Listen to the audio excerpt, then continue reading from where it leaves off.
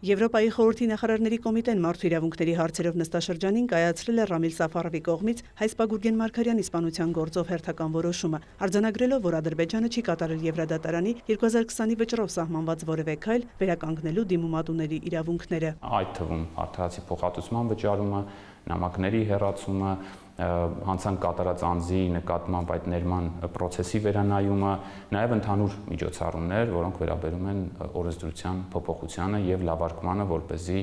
ատելություն պարունակող արարքները ճիշտ որակում ստանան եւ դրանց ճիշտ արձագանք լինի։ Դրմեյանը հիշեցնում է, որ վճռի կատարողականի շուրջ քննարկումները նախարարների կոմիտեում սկսվել են 2023-ին, որոշումներում շեշտադրելով հատկապես Ադրբեջանի քաղաքացիների ատելության խոսք պարունակող 300 նամակների իրենց նախագահի պաշտոնական կայքեջից հեռացնելու պահանջը։ Միջազգային իրավական հարցերի Հայաստանի ներկայացուցիչ Գրասենյակի ղեկավարի խոսքով հարցին անդրադարձել են անդամ պետությունների բոլոր մասնակիցները, ինչը արտացոլվել է որոշման մեջ։ Ամենակարևորը, որ երկու նստաշրջան անընդմեջ որևէ քայլ չանելու պարագայում, ինչը արձանագրվել է նախարարների կոմիտեի կողմից, այս երրորդ որոշումը 12 հունիս 2025 թվական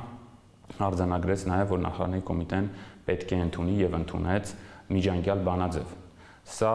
կարելի ասել իր խստությամբ, ընդհանրապես խստության 4 ռեժիմներ կան, կամ նախարարների կոմիտեի դիրքորոշման 4 ռեժիմներ կան, սովորական որոշումներ, ռեզոլյուցիաներ, միջանկյալ բանաձևեր, միջամտող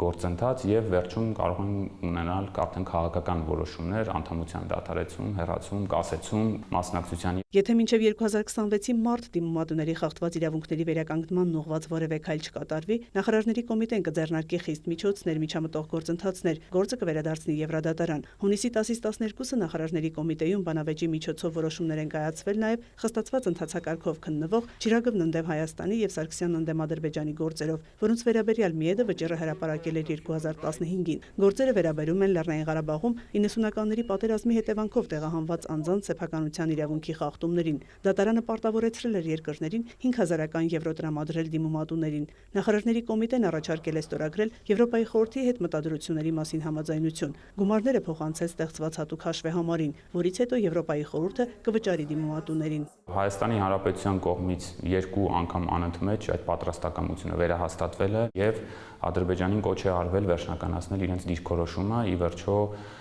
կողմնորոշվելու թե ստորագրման տարբերակով վճարում իրականացնելու է դիմումատուներին, թե ոչ։ Եվ այս նիստում էլ ցավոք սրտի Ադրբեջանը շարունակեց այդ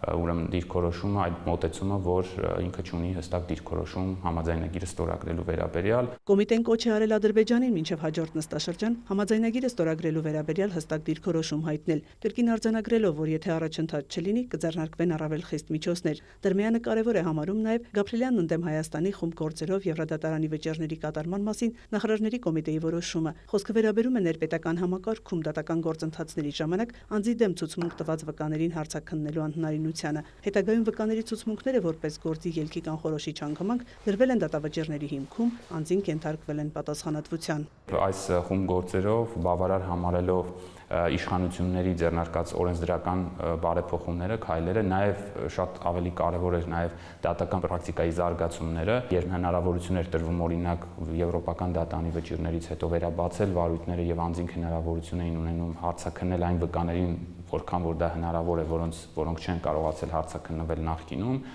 այս ամենը հաշվի առնելով նախարարների կոմիտեն բավարար համարեց ձեռնարկված քայլերը եւ արձանագրեց, որ այլևս կարիք չկա ուրեմն վերահսկողություն իրականացնել վճիռների նկատմամբ ու փակեց այս գործերով վերահսկողությունը։ Գաբրիելյանն ընդդեմ Հայաստանի խումբ գործերի փակումը Դրմեյանի խոսքով նշանակում է, որ խնդիրը նաև համակարգային լուծում է ստացել։ Իդեպ փակվել է նաև Տեր-Պետրոսյանն ընդդեմ Հայաստանի գործը, դրական զարգացում որակելով այդ ուղղությամբ կառավարության նախաձեռնած ընդհանուր միջոցառումները։ Մայա Խաչատրյան, Հովհաննես Քյոսյան, լուրեր։